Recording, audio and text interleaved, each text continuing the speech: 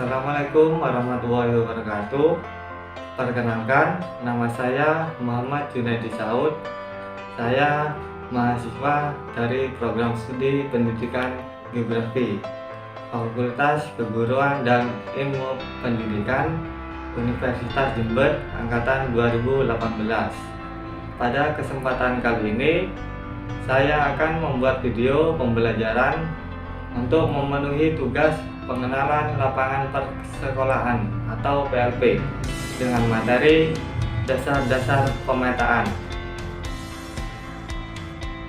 Oke, mari kita belajar bersama-sama terkait materi dasar-dasar pemetaan. Semoga bermanfaat. Baik, kita mulai materinya. Peta. Apa itu peta? Menurut International Cartographic Association 1973 menyatakan peta merupakan adalah suatu representasi atau gambaran unsur-unsur atau kenampakan abstrak objek-objek yang dipilih dari permukaan bumi atau ada kaitannya dengan permukaan bumi dan umumnya digambarkan pada suatu bidang datar yang diperkecil atau diskalakan. Kesimpulannya, peta merupakan suatu gambaran bumi yang digambarkan pada bidang datar yang diskalakan atau diperkecil. Selanjutnya yaitu komponen peta. Yang pertama yaitu judul peta. Judul peta yaitu semua yang memuat tentang isi informasi peta. Dikarenakan bagi pembaca, hal pertama yang dilihat adalah judul peta.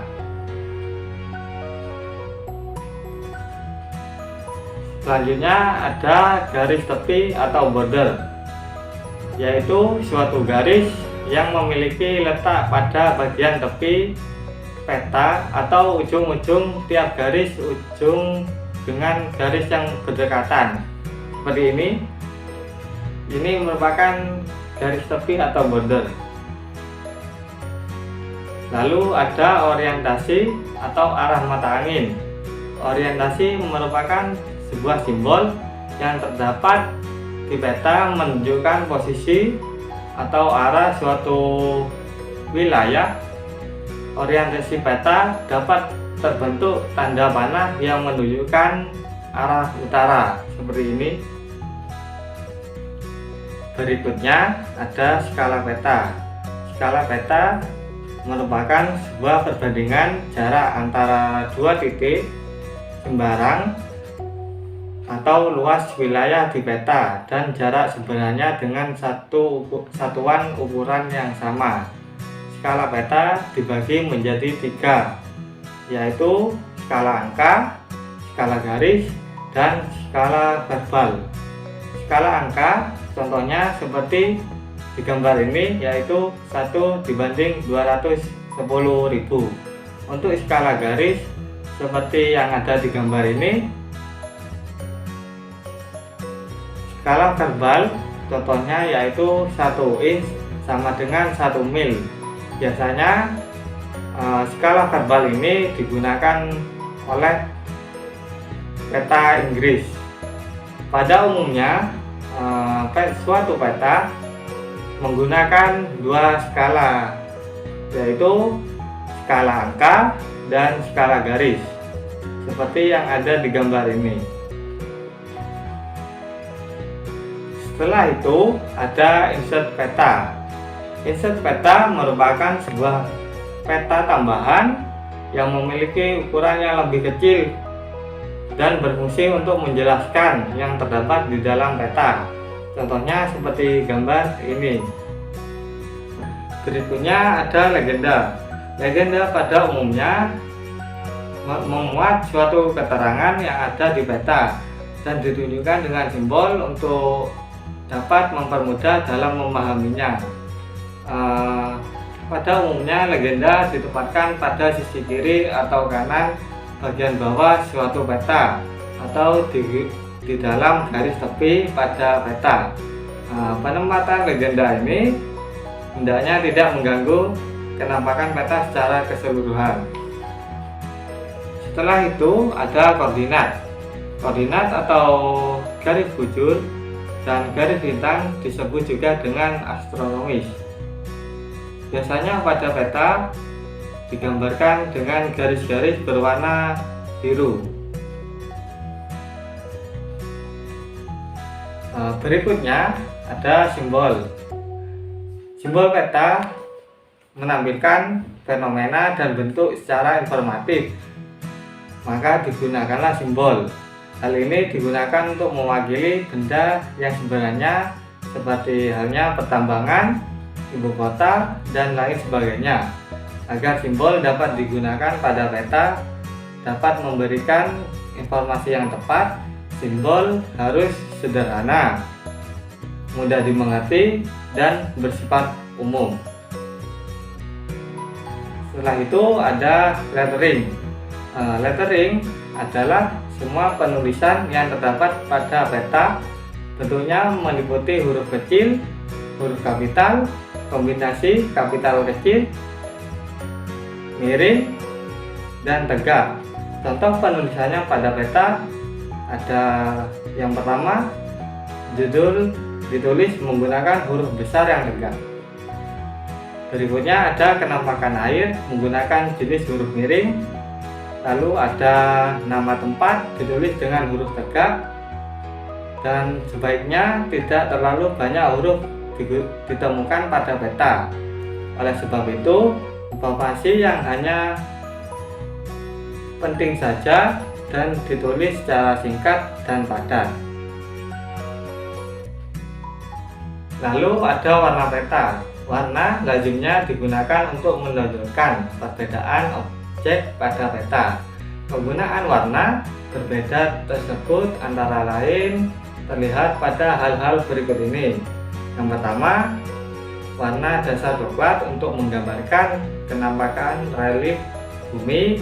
Yang kedua, warna dasar biru untuk menggambarkan kenampakan wilayah perairan seperti sungai, danau, dan laut.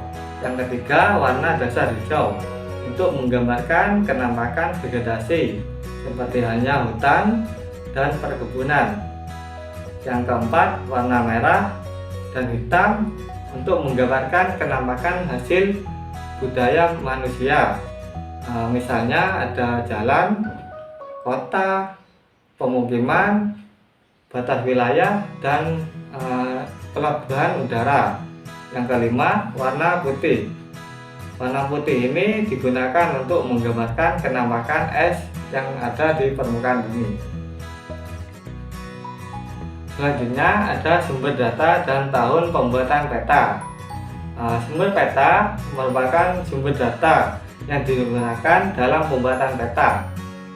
Sumber data memberikan kepastian bahwa data dan informasi pada peta akurat. Sementara itu, tahun pembuatan peta dapat membantu pembaca peta untuk menganalisis berbagai kecenderungan perubahan fenomena dari waktu ke waktu. Pembuat peta adalah seseorang atau lembaga yang membuat peta tersebut, seperti yang ada di gambar ini. Lalu ada fungsi peta. Yang pertama, memberikan informasi pembaca mengenai letak relatif maupun absolut suatu daerah terhadap daerah lainnya di permukaan bumi. Yang kedua, kondisi fisik dan non fisik suatu daerah, misalnya kepadatan penduduk, jumlah penduduk, persebaran, dan lain-lain. Yang ketiga, memperhatikan ukuran peta sehingga dapat diukur luas suatu wilayah dan jarak di permukaan bumi. Yang keempat, menyajikan data tentang potensi suatu daerah. Yang kelima, sebagai alat dalam hal penelitian lapangan seperti halnya operasi militer. Yang keenam, perencanaan suatu wilayah, jelajah alam, dan lain-lain. Setelah itu ada proyeksi peta. Proyeksi peta merupakan suatu teknik memindahkan gambar dari bidang lengkung suatu permukaan bumi ke bidang datar yang berupa peta. Definisi lainnya adalah suatu sistem pemindahan dari bentuk permukaan bumi yang lengkung pada suatu bidang datar menurut Robinson.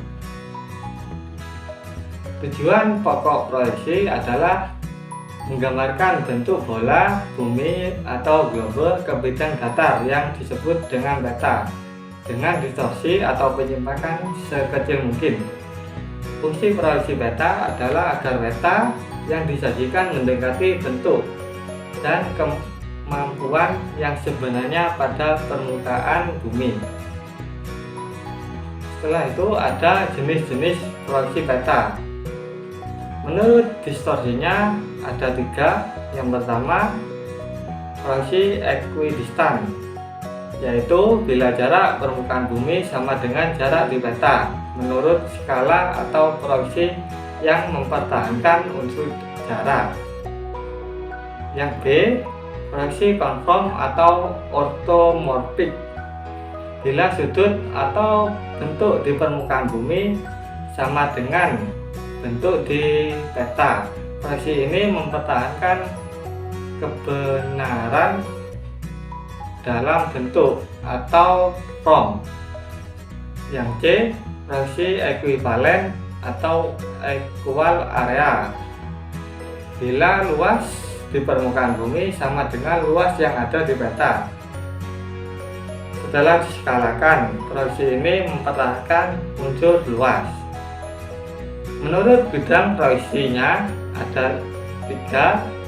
A, proyeksi azimut, zenital atau planar, bila bidang proyeksi berupa bidang datar. Yang B, proyeksi kerucut, proyeksi globe pada bidang kerucut yang menyelubungi dengan puncak di atas kutub.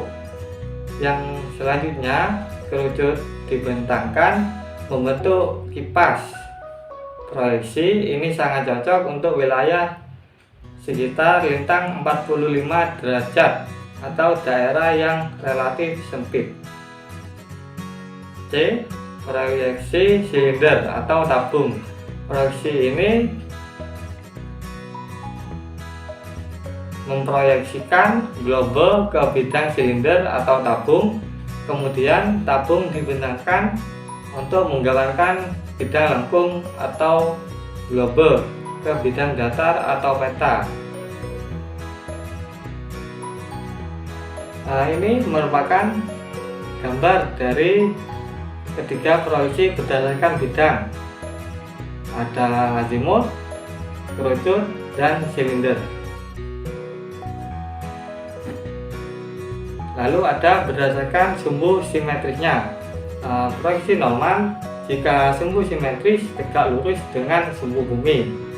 Lalu ada proyeksi miring, obliku, jika sumbu simetris membentuk sudut terhadap sumbu bumi dan garis ekuator. Berikutnya ada proyeksi transversal, jika sumbu bidang proyeksi berhimpitan dengan garis ekuator. Seperti ini gambarnya, ada normal, miring, dan transversal. Berdasarkan skalanya dapat dibagi menjadi 5.